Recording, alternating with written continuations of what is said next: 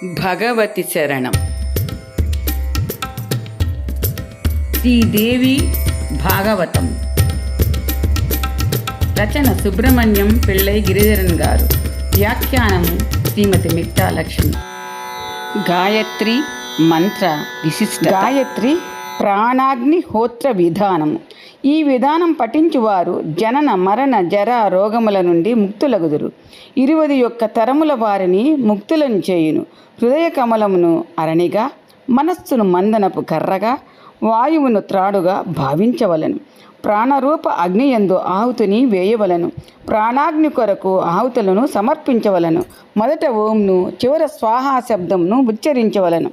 ఓం ప్రాణాయ స్వాహ పలుకవలను. అహవనీయాగ్ని, గార్హపత్యాగ్ని, దాక్షిణాగ్ని విద్యమానమై ఉన్నట్లు చింతన చేయాలి. ఓం ప్రాణాయ స్వాహ అని పలికి ఇదం ఆదిత్య దేవాయ న మమ అని చెప్పవలను. ఓం అపానాయ స్వాహ అని పలికి ఇదం సోమాయ న మమ అని చెప్పాలి. ఓం యానాయ స్వాహ అని పలికి ఇదమగ్నయే న మమ అని ఉచ్చరించాలి. ఓం ఉదానాయ స్వాహ ఇదం వాయవే న మమ ఇట్లు ద్విజుడు పఠించాలి. ఓం సమానాయ స్వాహ ఇదం పర్జన్యాయ న మమ. ఓం పరమాత్మనే స్వాహ ఇదమాత్మనే న మమ. ప్రాణాగ్నిహోత్ర విద్యను నీకు తెలుపుతున్నానని నారాయణుడు పలికెను. ఇది ప్రాణాగ్నిహోత్ర విధానము సంగ్రహంగా తెలిపితినే అని నారాయణుడు చెప్పాను. భోజనము తరువాత ఉత్తమ సాధకుడు ఓం అమృతాపి దానమపి అని మంత్రము ఉచ్చరించి ఆచరణం చేయాలి. పితరులకు అర్చించాలి. మా కులమునందు ఉద్భవించిన దాసీ దాస జనములకు మా అన్నము అభిలషించు వారందరూ భూతలం నందుంచిన నా అన్నముతో తృప్తులగుదురుగాక అని మంత్రముతో జలాన్ని వదలాలి. ప్రాణాగ్నిహోత్ర విశేషమగ్నుడైన బ్రాహ్మణునకు అన్నదానం అనరించినచు పుణ్యమునకు భాగస్వామి అగును. దాత భోక్త ఇరువురికి స్వర్గము ప్రాప్తించును. పవిత్రమును ధరించి భుజించు ప్రతి కవళమును 3 వేళల అనగా ప్రాతకాలమున, మధ్యాహ్న సమయమున, సాయంకాలమునందు ప్రతిదినము జపము, తర్పణము, హోమము చేయవలను. నేల మీద నిద్రించవలను. ఎల్లప్పుడూ సర్వదా సర్వత్రా మైథునమును పరిత్యజించవలను. ఇది బ్రహ్మచర్యమునకు కట్టుబడి ఉండినట్లే. రుణత్రయము అంటే దేవరుణము, ఋషి రుణము, పితృణము అనునవి 3. వీటి నుండి ముక్తుడుగాక పుత్రుని గనక యజ్ఞ అనుష్ఠానము చేయక సన్యాసమును స్వీకరించకూడదు. బ్రహ్మచర్యము వలన ఋషి రుణము, తిలోదక దానము చేత పితృరుణము, యజ్ఞముల చేత దేవరుణమును పురుషుడు తీర్చుకొనును. ఆశ్రమములందుండి ధర్మమును ఆచరించవలను.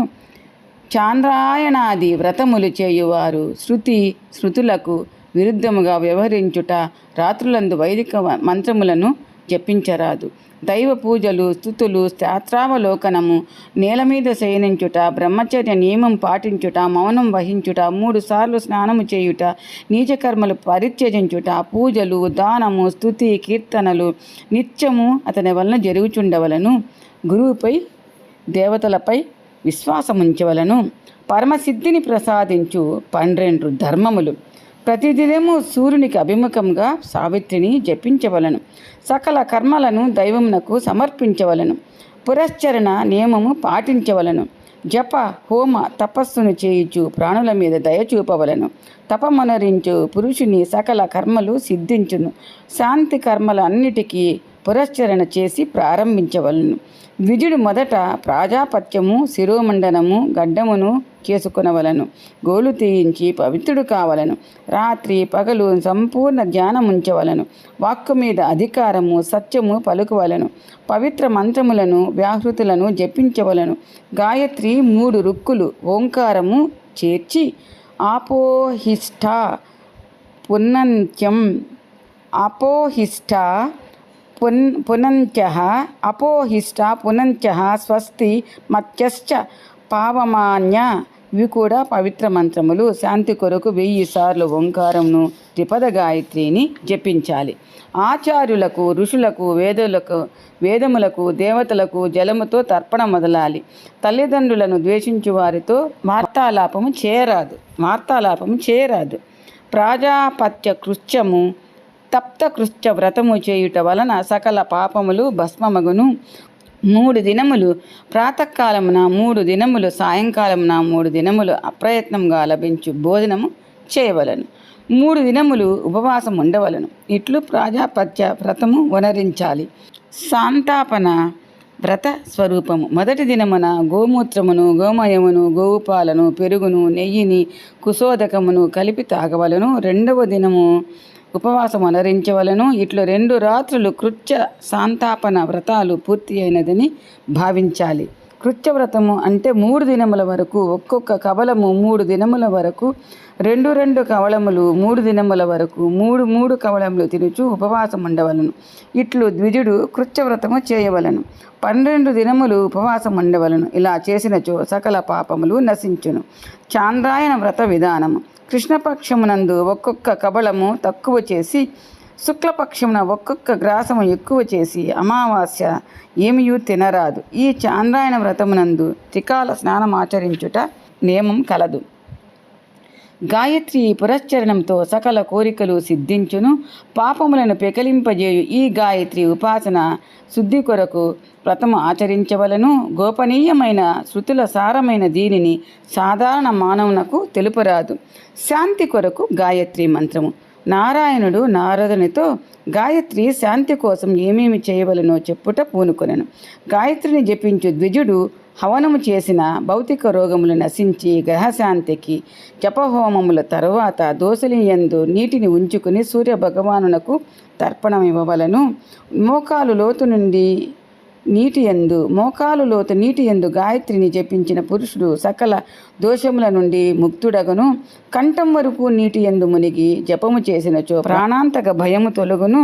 బంగారము, వెండి, రాగి, మట్టి లేక పాలు గల కరపాత్ర యందు పంచగవ్యము ఉంచవలను. మండుచున్న అగ్నియందు సాలవృక్ష సమిధులతో 1000 గాయత్రి మంత్రములను ఉచ్చరించి పంచగవ్యముతో హవనం చేయవలెను. భూమి మీద చతురస్ర మండలమును లిఖించి గాయత్రి మంత్రమును చదివి దాని మీద త్రిశూలము అలంకరించి ఉంచాలి. ఈ త్రిశూలమును నేలలో పాతవలెను. దివ్య కలశమును స్థాపించాలి. 1000 గాయత్రి మంత్రములతో అభిమంత్రించాలి. అభిషేకము సమాప్త మగుడతోడని ఋత్విజులకు దక్షిణగా 100 గోవులను ఇవ్వాలి. ద్విజుడు శనివారం నాడు మర్రి వృక్షం క్రింద 100 సార్లు గాయత్రిని జపించాలి. తిప్పతీగను క్షీరమునందు కలిపి అగ్నియందు ఆహుతి ఇవ్వాలి. ఇట్టి హోమమును మృత్యుంజయ హోమమందరు.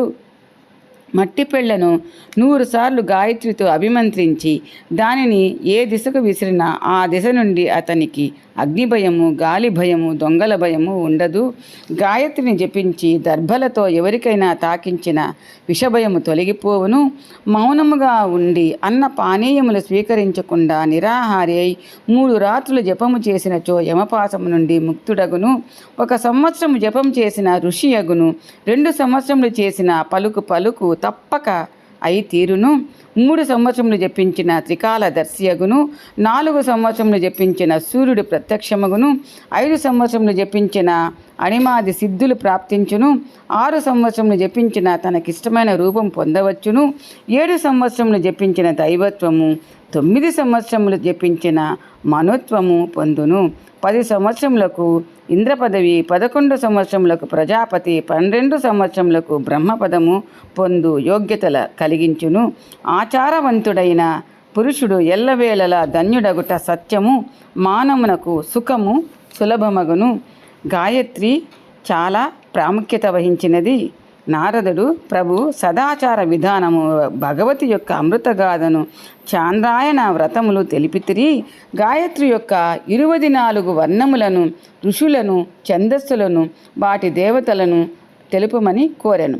నారాయణుడు మునీంద్ర, ఏ అనుష్ఠానము చేయకపోయినను గాయత్రిని అనుష్ఠించి 3 సంధ్యలందు సూర్యభగవానునికి అర్ఘ్యం ఇవ్వాలి. ప్రాతకాలము, మధ్యాహ్న సంధ్య, సాయం సంధ్యలలో గాయత్రిని అనుష్ఠించి తీరవలెను. ఓం శ్రీమాత్రే నమః. ప్లీజ్ లైక్ చేయండి, సబ్స్క్రైబ్ చేయండి, షేర్ చేయండి.